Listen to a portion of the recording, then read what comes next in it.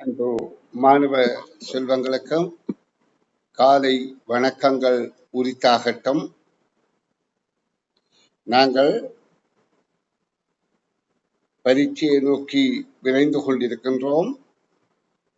ஆகவே இந்த பொழுது பயனுள்ளதாக கழிப்பதற்கு நாங்கள் கடந்த கால அதாவது என்னுடைய ஏற்கனவே செய்த மாதிரி பரீட்சை முன்னோடி பரீட்சை தாள் வினாக்களுக்கு விடை காணும் விளக்கங்கள் மிக விரைவாக பார்வையிடுவோம்.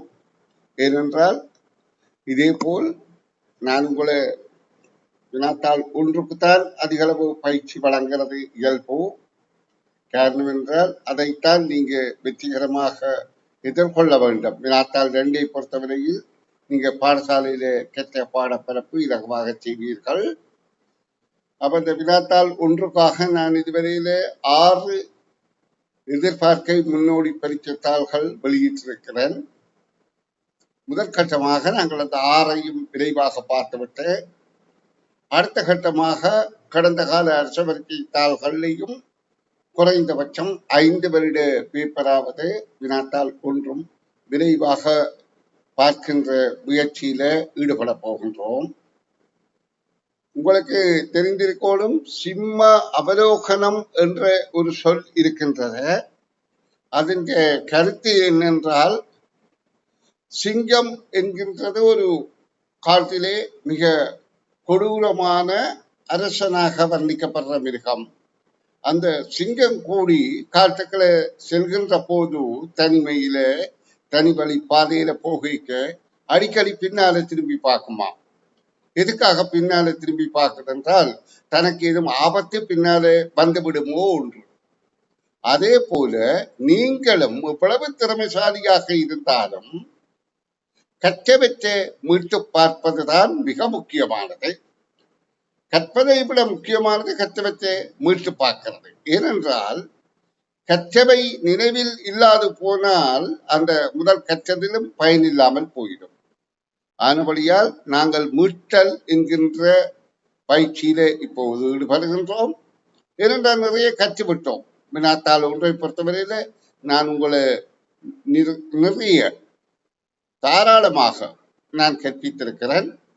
இப்ப இந்த வினாத்தாள்களை நாங்கள் மீட்கும் முயற்சியில் ஈடுபட போகின்றோம்.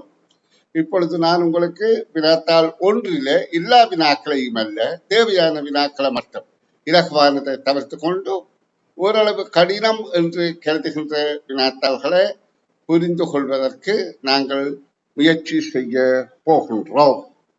ஆனபடியால் நீங்கள் மிகுந்த கவனத்தோடு பின்பற்றும்படி அன்போடு கேட்டுக்கொள்கிறேன். நன்று. மீட்டல் முயற்சி முன்னோடி பரீட்சை 1. பின்வரும் 2 உருக்களை பற்றி குறிப்பிட்டுள்ள சரியான கூற்று யாது?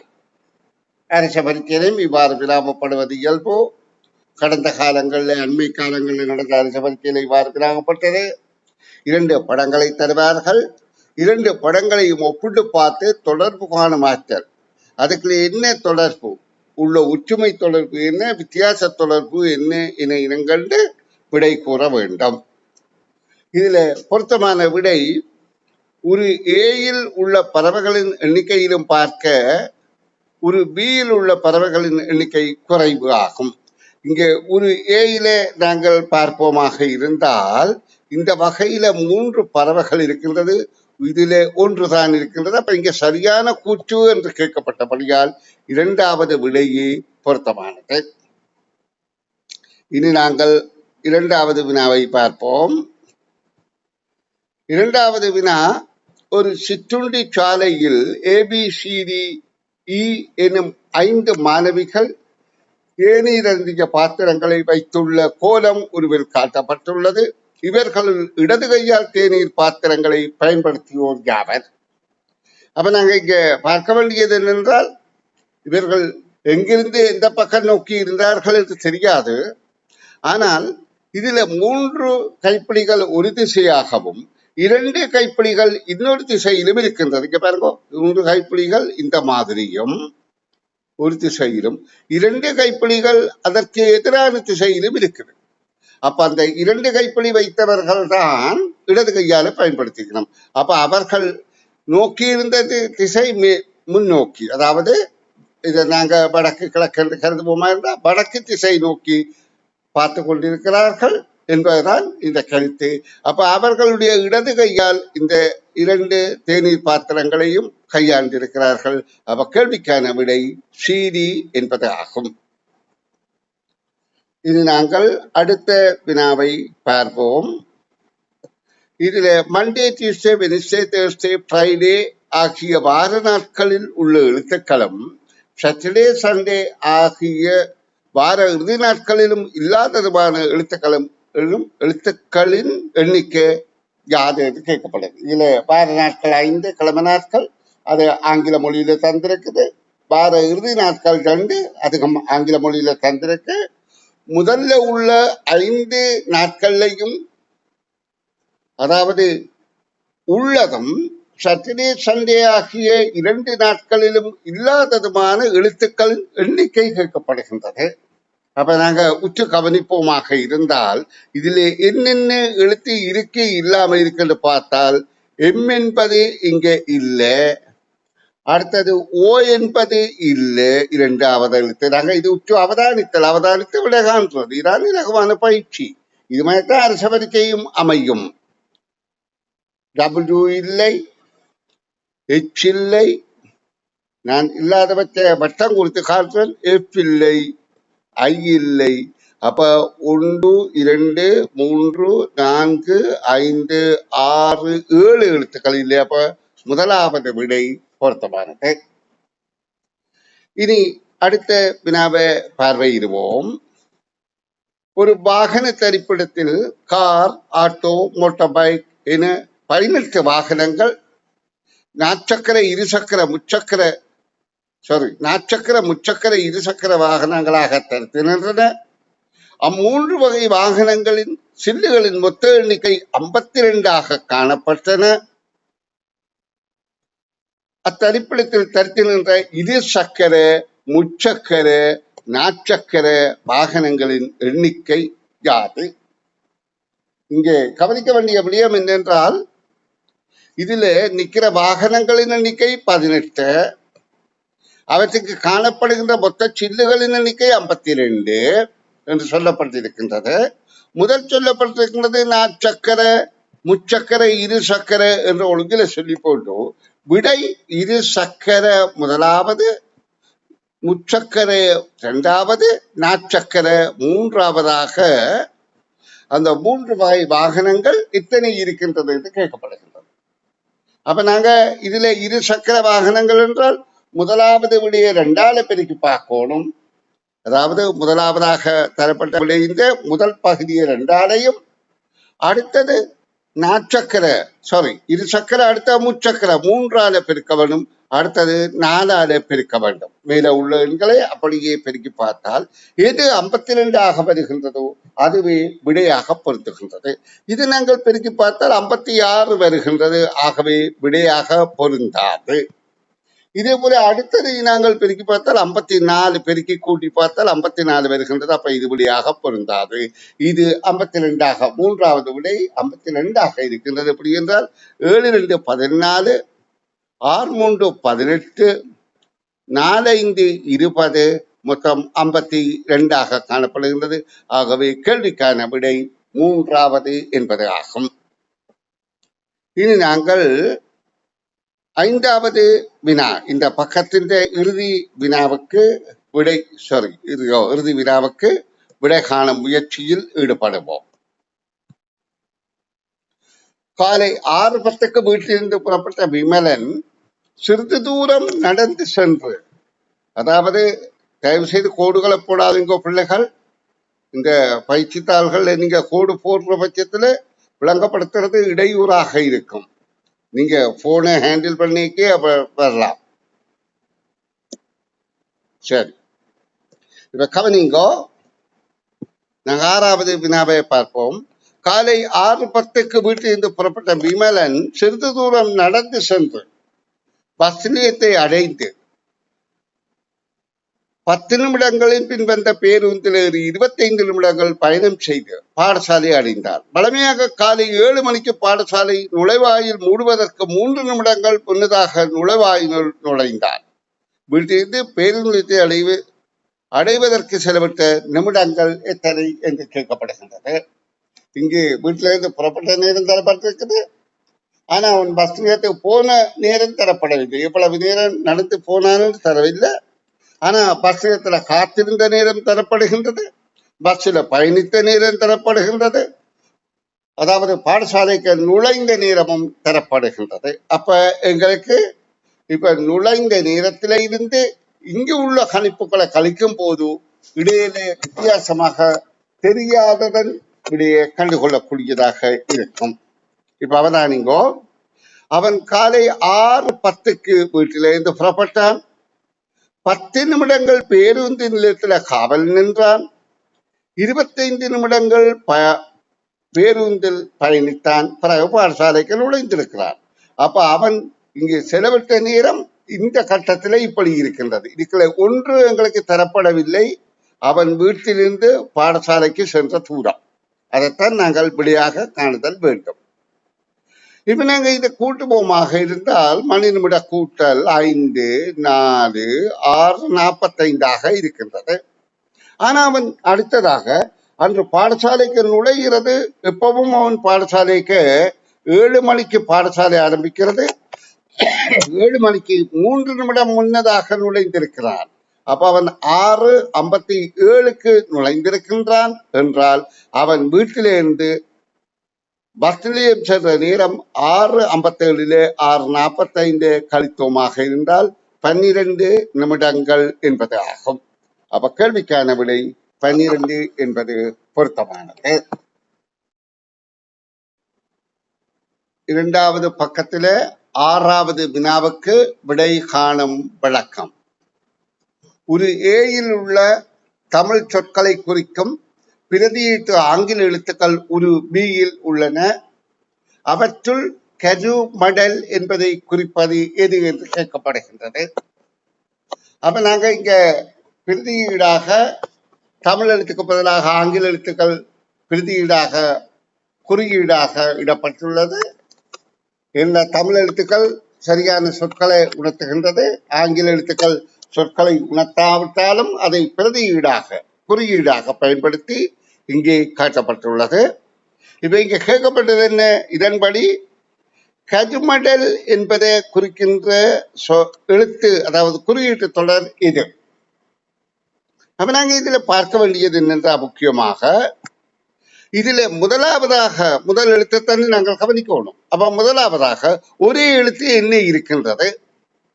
ஏதாவது ஒன்றுக்கு மேற்பட்ட தடவை ஒரே எழுத்து இருக்கு என்று பார்த்தால் இந்த கானா என்பது இங்கே 2 தடவை இருக்கின்றது. அதே நேரம் இது முதலாவதுல 3வதாக இருக்கின்றது. இதுல இது 4வதாக இருக்கின்றது. இதுல 3வதாக இருக்கின்றது. இந்த ஒரு எழுத்தை வைத்துக் கொண்டே நாங்கள் விட காணக்கூடியதாக இருக்கும். ஏன்? இந்த எழுத்தின்படி எங்களால கானாவை இனம் காண முடியும். அடுத்து இந்த இல்லன்னா, அதாவது சிறுகடல் என்பது இல்லன்னாவையும் கண்டுவிட்டோமா இருந்தால் விடை இலகுவாக வரும். இப்ப நாங்க ஒரே எழுத்துக்கள் முன்னாலே இருக்கிற 2ம் ஒரே எழுத்தாக இருப்பது இது. கானா என்பது அடுத்து டி என்ற எழுத்து கானாவை குறிக்கின்றது என்றால் டி என்பது இங்க 3வதாக இருக்கின்றது, இங்கே 2வதாக இருக்கின்றது. இப்ப எங்களுக்கு தெரிந்து விட்டது, இந்த கடல் என்பதுல 3வதாக கானா இருக்கின்றது. அப்ப இதுல 3வதாக கானா இருக்கிறது டி, இதுதான். இது எதற்கு நாங்க இல்லன்னாவை பார்த்தால் இந்த இல்லன்னா இச்சை குறிக்கின்றது. அப்ப ஏன் 2 எழுத்து இருக்கின்ற வழியால் அப்ப 3வது 4வதாக இருக்கிறதா பொருத்தமாக இருக்கு. அப்ப 2வது விடைதான் பொருத்தமாக இருக்கின்றது. இது பிரதியீடு. பிரதியீடு என்றால் எழுத்துக்களுக்கு பதிலாக குறியீடுகள் பிரதியிடப்பட்டுள்ளது. அதை கொண்டு இனம் காணும் திறமை. சரி, இனி 7வது வினாவை பார்வையிட போறோம். என் அண்ணா அக்கா வயதுகளின் கூட்டுத்தொகை 28 வருடங்கள். அவர்கள் இருக்கிறதுக்கும் இடையிலான வயதுகளின் வித்தியாசம் 4 ஆண்டுகள். தம்பி தங்கை வயதுகளின் கூட்டுத்தொகை 8 வருடங்கள். அவர்கள் இருவருக்கும் இடையிலே வித்தியாசம் 4 ஆண்டுகள்.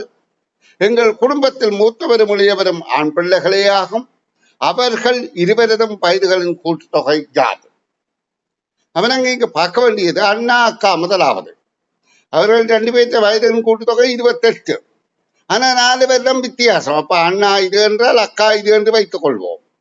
இது அண்ணா இது அக்கா என்று வைத்துக் கொள்வோம். இப்ப அவை இந்த வயதுகள்ல வித்தியாசம் ஒரு ஆளுக்கு 4 வயது கூட. அப்ப நாங்க இதுல 4 கழித்தால் அந்த ஆளுக்கு 4 கொடுத்துடணும் அக்கா என்று வைத்துக் கொள்வோமே. அல்லது அக்காவோ அண்ணாவோ தெரியாது, யாரோ ஒரு ஆளுக்கு 4 கொடுக்கிறோம். ஒரு ஆளுக்கு 4 கொடுத்து விட்டு மிகுதி 24 இருவருக்கும் பகிர்ந்து கொடுக்கிறோம். அப்ப 12. அப்ப ஒரு ஆளுக்கு வயது 12 இருக்கின்றது, இன்னொரு ஆளுக்கு வயது 16 இருக்கின்றது. அக்காவாகவும் இருக்கலாம் அண்ணாவாகவும் இருக்கலாம். என்னடா எங்களுக்கு அதை பற்றி ஒரு தகவலும் தரப்படவில்லை. அடுத்த தம்பி தங்கை என்ற 2 பேருக்கும் வயது கூட்டுத்தொகை 8, 4 வித்தியாசம். அப்ப 4 நாங்க இவர் அல்லது இவருக்கு வழங்குகின்றோம். மிகுதி 4 2ஆல வகுத்தோமாக இருந்தால் 2. அப்போ ஒரு ஆளுக்கு 2, மற்ற ஆளுக்கு அந்த 2ஓடு 4 கூட்டினால் 6. இப்ப கேள்வி இன்னும் தொடர்பாக, எங்கள் குடும்பத்தில் மூத்தவரும் இளையவரும் ஆண் பிள்ளைகள் ஆகும். அப்ப அண்ணா தம்பிதான் மூத்தவர் இளையவர் ஆக இருக்க வேண்டும். ஏன் ஆண் பிள்ளைகள். அவர்கள் 20 வயதுகளின் கூட்டுத்தொகை யாது? அப்ப இங்கே அவர்கள் 2 பேர்த்த வயதுகளின் கூட்டுத்தொகை என்றால் மூத்தவர்ல வயது கூடினவர் நாங்கள் பார்த்தோம். மூத்தவர்ல வயது கூடினது 16 வயது, இளையவர்ல வயது கூடினது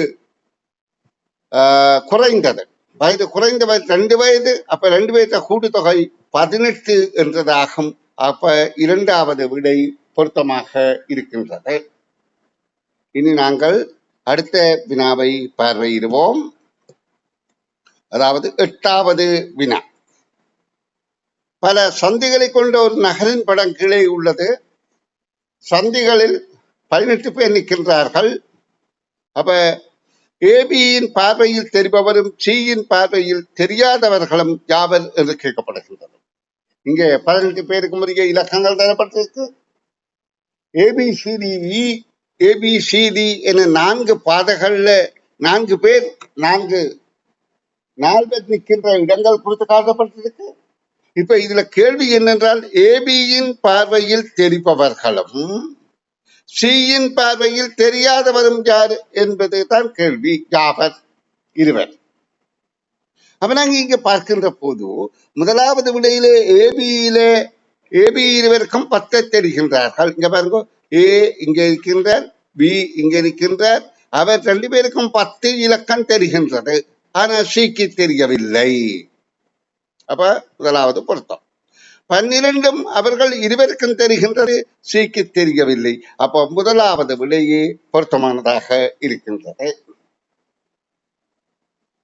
இனி நாங்கள் 9வது வினாவுக்கு விடை காணும் முயற்சியில் ஈடுபடுவோம். ஒரு குடும்பத்தில் 6 பிள்ளைகள் உள்ளனர். அவர்களில் கமலி, விமலி, மாலினி ஆகியோர் பெண்கள் ஆவார்கள். அப்ப எங்களுக்கு இப்ப இதுல தெரிந்த தகவல் என்றால் 6 பெண் பிள்ளைகள், 6ல 3 பெண் பிள்ளைகள், 3 ஆண் பிள்ளைகள் அந்த குடும்பத்தில் இருக்கிறார்கள். ஏன் மொத்தம் 6 என்று சொல்லப்பட்டிருக்கு. அப்ப 3 பெண் பிள்ளைகளும் இங்க பெயர்கள் தரப்பட்டிருக்கு. கமலி, விமலி, மாலினி என்று. அடுத்து தரப்பட்ட தரவுகளின்படி எடுத்தது, கமலிக்கு 3 தம்பிமார் இருக்கிறார்கள். அப்ப 3 ஆண்கள் என்றபடியால் இது ஒரு ஆள் கமலி என்றால் அதுக்கு பிறகு 3 ஆண்களின் பெயர் பெற வேணும். அப்ப கமலி பெண், பெண்ணுக்கு பின்னால கீழே 3 ஆண்களின் வயது குறைந்தவர்கள் 3 ஆண்கள் இருக்க வேண்டும். ஆனா மற்றவர்களோடு இன்னும் ஒப்பிடாதபடியால் நாங்கள் அதை இங்கே குறித்து கொள்ள முடியாது இருக்கின்றது. விமலிக்கு 3 அண்ணன்மார். அப்ப இதங்களுக்கு குறித்து கொள்ள முடியும். என்றால் விமலிதான் இளையவராக இருக்கணும். 3 அண்ணன்மார் மேலே இருக்கிறார்கள். அதாவது கமலிக்கு பெண்ணாக இருக்கின்றாள், விமலியும் பெண்ணாக இருக்கின்றாள், அவளுக்கு 3 ஆண்கள். அப்ப கமலிக்கு கீழே 3 ஆண்கள், விமலிக்கு மேலே 3 ஆண்கள்.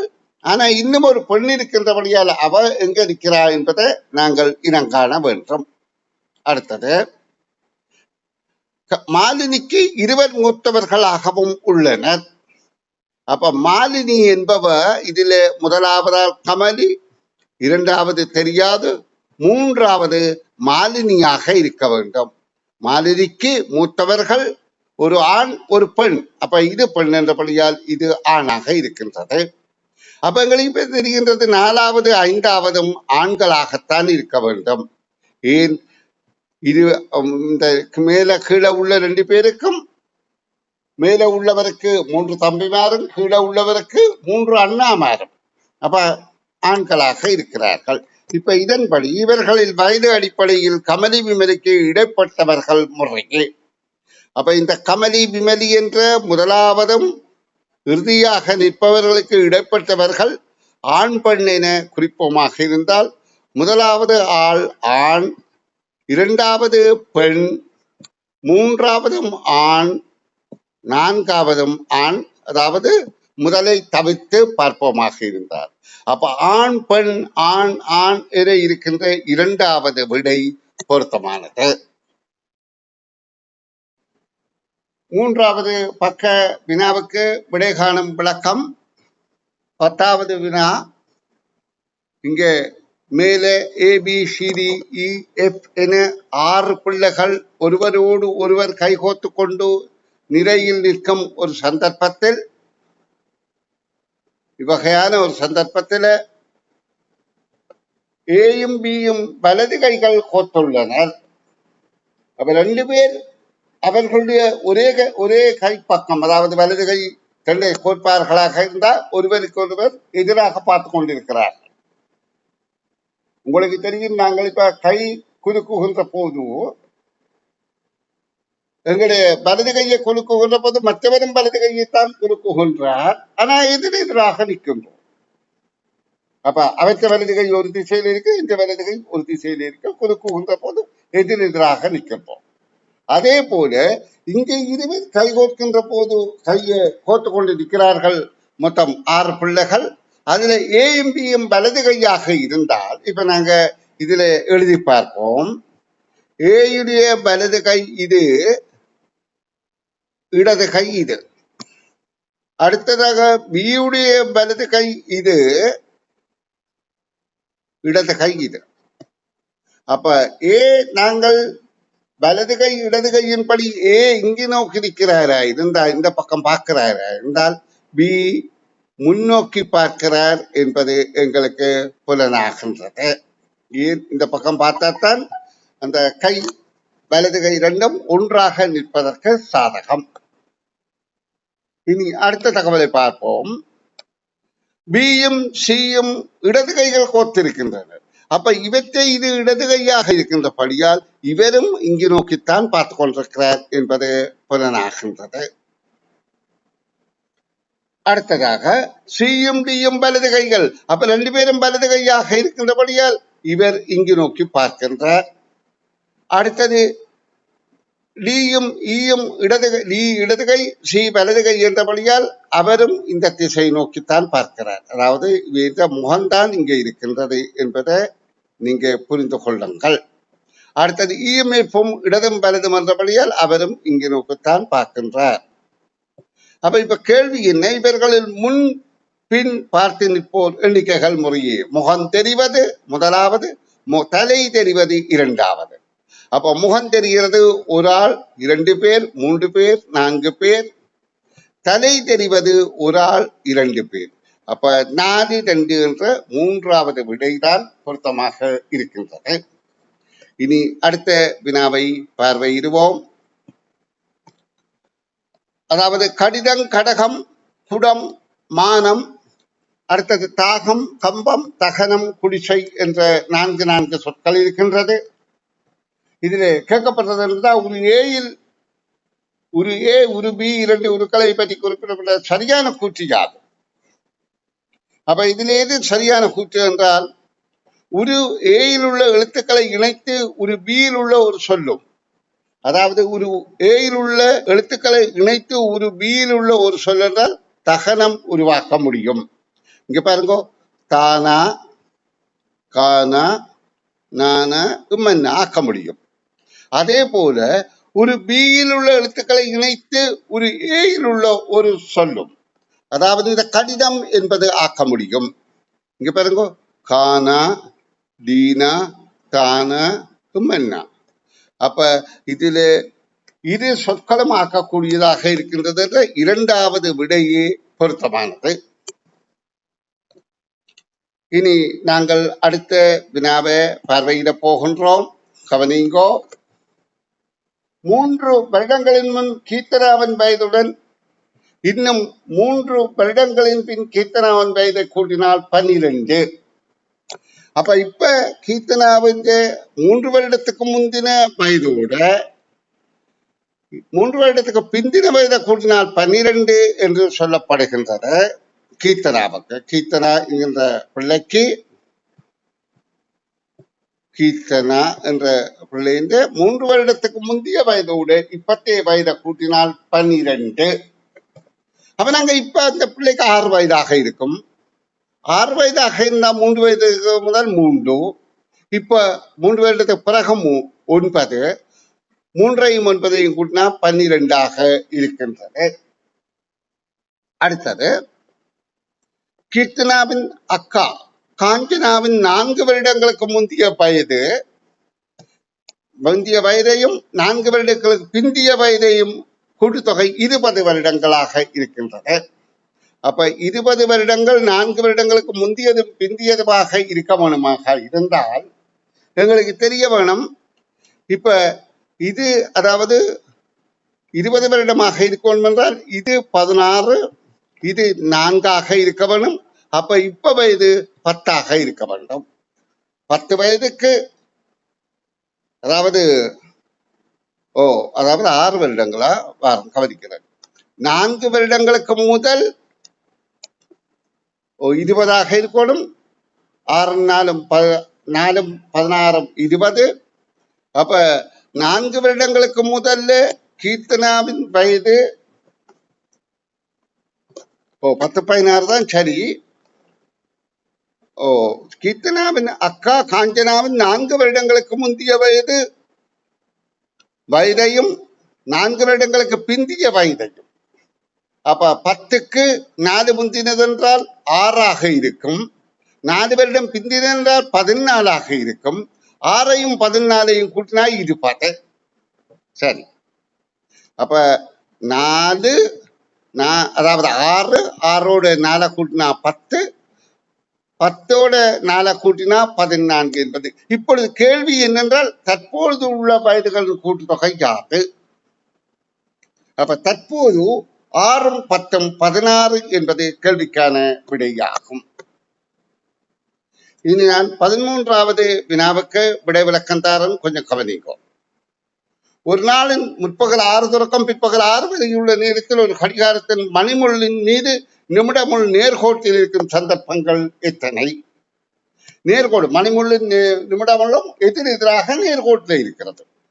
அப்படியாக 11 தான் இருக்கின்றது. காரணம் என்னென்றால் நிமிடமுள் அந்த கடிகாரத்தின் பாகத்தின் ஒரு வட்டத்தை சுற்றுகின்ற போது மணிமுள் 12 பாகம் நகர்கின்றது. அதாவது 12 பாகமாக நகர்ந்தால் அது இது 11 சுற்றுகின்ற வேளையில அது 12 பாகத்தையும் முழுமையாக, அதாவது கடிகாரத்தின முழுமுகத்தையும் சுற்றியதாக இருக்கும். அப்ப 11 தான் அதற்கான விடை. ஒரு குறித்த மாதத்தின் ஞாயிற்றுக்கிழமை நாட்களின் எண்ணிக்கை 75ஆக இருக்கின்றது. அப்ப 75 வரணும் என்றால் எங்களுக்கு தெரிய வேணும் எந்த திகதியிலிருந்து எந்த திகதியிலே அந்த மாதம் முடிகின்றது என்றால் 1 ஆரம்பித்து 29 முடிந்தால்தான் இது 30. அடுத்து வருகின்ற 8ம் 22 சாரி, அதாவது 23ம் அடுத்த 2ஆம் திகதி, 8ஆம் திகதி 1ஓடு 8, 8ஓடு 15, 15 22, 22 மற்றும் 30, இடையில உள்ளது 15, அப்ப மொத்தம் 75 இருக்கின்றது. 29 நாட்களை கொண்டதாக இருக்கின்றது. அதாவது ஞாயிற்றுக்கிழமைகள் 29.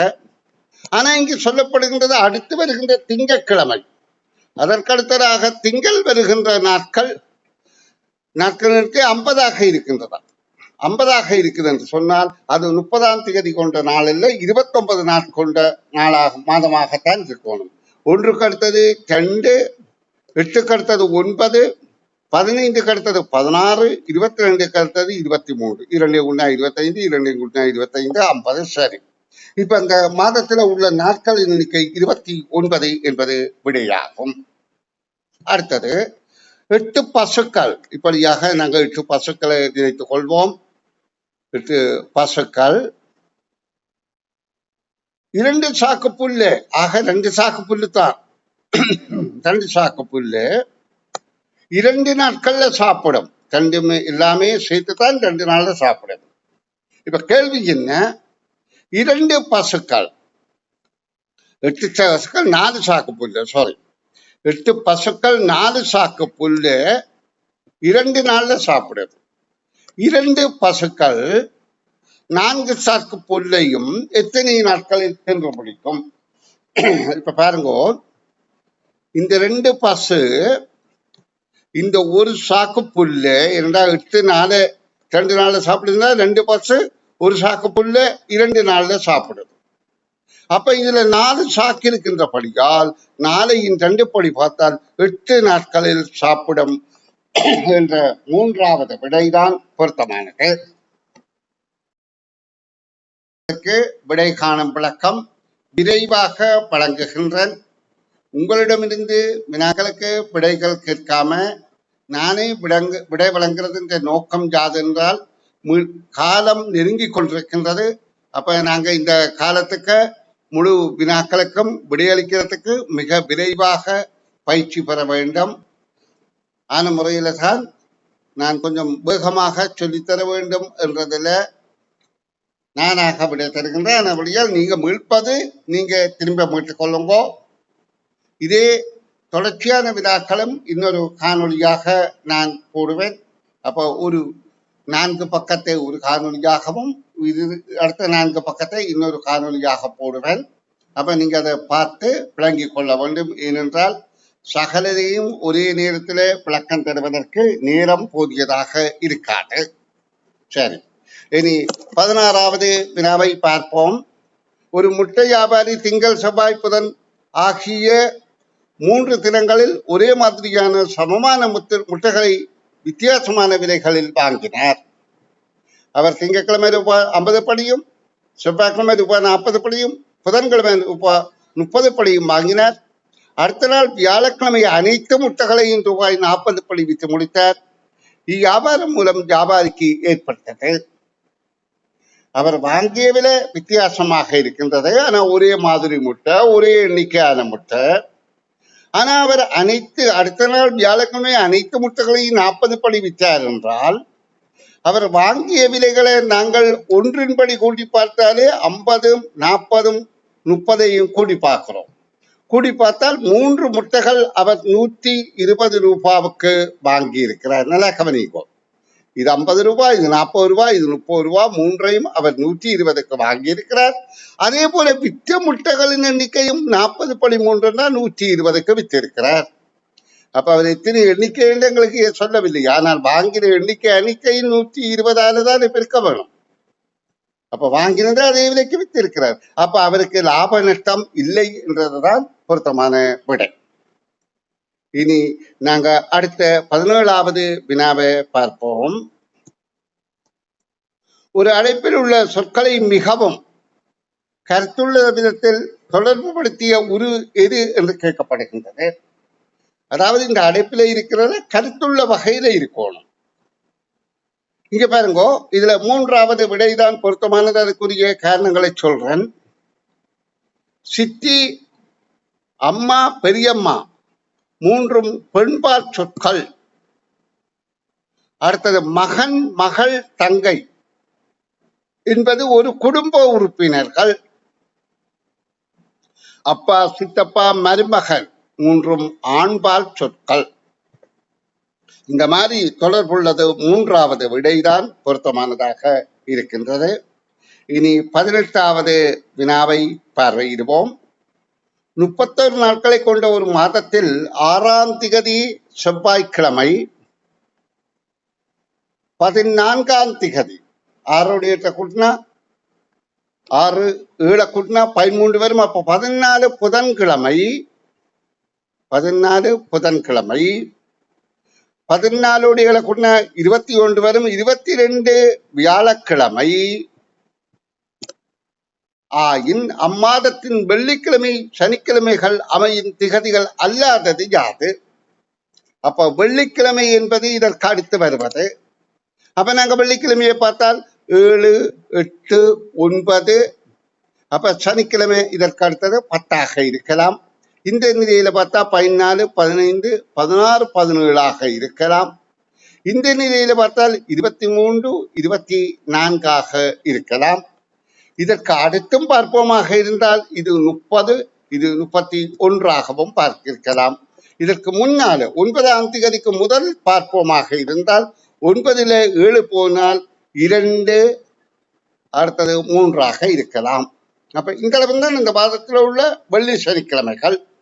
இப்படி இல்லாத விடை அல்லாதது என்றுதான் கேட்டு இருக்கு. அல்லாதது இது என்று இப்ப எங்களுக்கு இதுல 2, 3 அமைகின்றது. இங்க பாருங்க 2, 3 இருக்கலாம். ஆனபடியா அது வெளியாக வராது. இப்ப அல்லாததைத்தான் நாங்க வெளியாக சொல்லுவோம். 2, 3 இருக்கலாம். ஆனபடியா வெளியா வராது. 30, 31 இருக்கலாம். ஆனபடியா அதுவும் வெளியாக வராது. இந்த 2 வெளியாக வராது. அப்ப இதுல 30 சரியா இருந்தாலும் 7 தவறாக இருக்கின்றது. 7 புதன்கிழமையாக இருக்கின்றது. ஆனபடியா விடை இதுதான் பொருத்தமானது. இது நான் 19வது வினாவுக்கு விடை காண் விளக்கம் சொல்லித் தருகின்றேன். கவனிங்கோ. ஒரு நாளின் நிமிடமுள் வடக்கிலும் மணிமுள் கிழக்கிலும் அல்லது மேற்கிலும் அதிக நேர இடைவெளிகளில் செங்கோணமாக அமையும் வேலைகளை வை. அப்ப இதுல ஒரு கடிகார முகஞ்சண்ட கீர்த்தன் முதல்ல சொல்லப்படுது நிமிடமுள் மணிமுள் கிழக்கிலும். அப்ப இங்க மணிமுள் நிமிடமுள் மேல, மணிமுள் மேற்கிலும் அதே மாதிரி செங்கோணத்தில் இருக்கின்றதா. செங்கோணம் என்றால் 90 பாகை. 90 பாகை என்றால் ஒரு வட்டத்தின் காட்பாகம். ஒரு வட்ட கல்ராசியை நான்காம் அழித்து போட்டு ஒரு பகுதியை பார்த்தா 90 பாகை. இப்படியாக இருக்கின்ற நேரம் அதிக நேர இடைவெளிக்கு பிறகு இப்படி இருக்கக்கூடியது முற்பகல் 6, 9 இருக்கின்றது சரஸ்வதி. அதாவது அதிக வேலை இடைவெளி என்றால் இருக்கிற 6 மணிக்கு 6 இடைவெளி.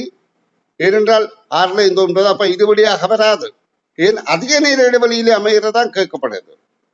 இது பிற்பகல் 3ல் முற்பகல் 6 என்றால் அதுக்கும் அதிக நேர இடைவெளி. அப்ப இதுதான் அதிக நேர இடைவெளிக்கு பொருத்தம். இது குறைந்த நேர இடைவெளி. பிற்பகல் 3ல் இருந்து அடுத்த நாள் அதாவது 3 மணிக்கு பிறகு முற்பகல் 9 வருவதை விட பிற்பகல் 3ல் இருந்து அதாவது பிற்பகல் 9 வரையிலே அதிக நேரமாக இருக்கின்றது. ஆகவே 3வது விடைதான் பொருத்தமானது. ஆக இருக்க நியாயம் இல்லை. இதுலையும் பிற்பகல் 3ல் இருந்து 9 என்ற வழியா இதுவும் பொருத்தமில்லை. அப்ப 2வதுதான் பொருத்தமானது. என்றால் பிற்பகல் 3ல் இருந்து பிறகு நள்ளிரவு 12 வரும். 12க்கு பிறகு 9 வரும். அப்ப இதுல 3ல் இருந்து 12 வரைக்கும் 9 மணித்தியாலம், இங்கு 9 மொத்தம் 18 மணித்தியாலமாக இருக்கின்றது. மற்றதெல்லாம் 9, அதாவது பிற்பகல் 3ல் இருந்து 9 வரைக்கும் 6 மணித்தியாலம், அதுவும் 6 மணித்தியாலம் மற்றதும். அப்ப இந்த 2வது விடைதான் பொருத்தமானதாக இருக்கின்றது. அன்பு மாணவ செல்வங்களே, நான் தொகுத்த ஆக்கிய பரீட்சைத்தாள் தான் இது. நான் விடையளிக்கின்ற போதே எனக்கு அதாவது தடுமாற்றமாக இருந்தால் உங்களை போன்ற மாணவர்களுக்கு கற்று தெளிவு பெற வேண்டும் என்றதுக்காகத்தான் நான் இந்த மீட்டல் பயிற்சிகளை மேற்கொண்டு கொண்டிருக்கிறேன். அப்ப நீங்க அதை மீட்டு நல்ல பலன் அடைய வேண்டும் என்பதை கவனத்தில் கொள்ளுங்கள். சரி, அடுத்த கேள்வியை பார்ப்போம். மாணவனோடு 2 ரூபாய் நாணய குற்றி, 5 ரூபாய் நாணய குற்றி, 10 ரூபாய் நாணய குற்றிகள் உள்ளன. இந்நாணயங்களில் ஒன்றை அல்லது சிலவற்றை அல்லது எல்லாவற்றையும் பயன்படுத்தி 7 விதங்களில் செலவு செய்ய முடியும். அப்ப 2 ரூபாய் நாணய குற்றி, 5 ரூபாய் நாணய குற்றி, ரூபாய் நாணய குற்றி தனித்தனியாக செலவு செய்தால் 3 தடவைகளில் செலவு செய்யலாம். ஜோடியாக செலவு செய்தால் இப்படி இது 2 இது 1 3 தடவைகளில் செலவு செய்யலாம். 2 5 2 10 5 10. அப்புறம் 3ஐயும் ஒரே தடவையில கொடுத்தால் ஒரு தடவை செலவு செய்யலாம். 7 தடவையிலே செலவு செய்யலாம். அப்ப இதுல இருக்கிற நாணய குச்சிகள் எல்லாம் ஒவ்வொரு நாணய குச்சி தான் இருக்கின்றது. அப்ப கேள்விக்கான விடை முதலாவதாக இருக்கின்றது. இனி நான் இந்த பக்கத்தின் இறுதி வினாவுக்கு விடை காண் விளக்கம் வழங்குகின்றேன். அவதானிங்கோ. 31 நாட்களை கொண்ட ஒரு மாதத்தின் திங்கட்கிழமைகள் 5 உள்ள திகதிகளின் கூட்டுத்தொகை 85 ஆகும். அம்மாதத்தின் 4 செவ்வாய்க்கிழமைகளின் கூட்டுத்தொகை யாது என்று கேட்கப்படுகிறது. அப்ப 31 நாளை இருந்தால் 5 திங்கட்கிழமையிலே கூட்டுத்தொகை 75 5 திங்கட்கிழமை கூட்டுத்தொகை 85 தான் ஒரே கிழமை நாள்ல 5 அதிகம் இருக்கக்கூடிய நாள். அப்போ 3ஆம் திகதி 3 கூட்டினா 10 10 கூட்டினா 14 14 மேலும் 24 24 மேலும் 31 இந்த அளவும் கூட்டினாத்தான் 85 வரும். அது எப்படி கண்டுபிடிக்கிறது? இதை கூட்டினா 34 இதை கூட்டினா 34 இது அரைவாசி 14. அப்ப 34 68 68 17 85. இப்ப இதுல கேள்வி என்ன? இது திங்கட்கிழமையாக இருந்தால் திங்கட்கிழமையில அதாவது ஒரு மாதத்தின் திங்கட்கிழமை 5 உள்ள திகதியின் கூட்டுத்தொகை 85 இருந்தால் அம்மாதத்தின் செவ்வாய் புதன் கிழமைகளின் அதாவது செவ்வாய்க்கிழமைகளின் அம்மாதத்தின் 4 செவ்வாய்க்கிழமைகளின் புதன் இல்லை செவ்வாய்க்கிழமைகளின் கூட்டுத்தொகை யாது? அப்ப 31 பிறகு இங்க இருக்க முடியாது செவ்வாய். அப்ப இது 25 இருக்கலாம், 18 இருக்கலாம், 11 இருக்கலாம், 4 இருக்கலாம். இவற்றின் கூட்டுத்தொகை எவ்வளவு என்பதற்கு நாங்க இப்படியா கூடி பார்க்கணும். இந்த 25 4 கூட்டினா 29, 18 18 கூட்டினா 29, 29 29 58 என்பது கேள்விக்கான விடையாகும். இப்ப நான் இந்த காணொலிக்கான 4 பக்க வினாக்களையும் இதில் வழங்குகிறேன். இன்னும் 4 பக்கத்துக்கான வினாக்கள் இன்றைய தினமே காணொலியாக பதிவேற்றம் செய்வேன். ஏனென்றால் நாங்கள் மிக விரைவாக பரீட்சை தாளை பார்க்க வேண்டும் என்பதை கருத்தில் கொள்ளுங்கள். நன்றி.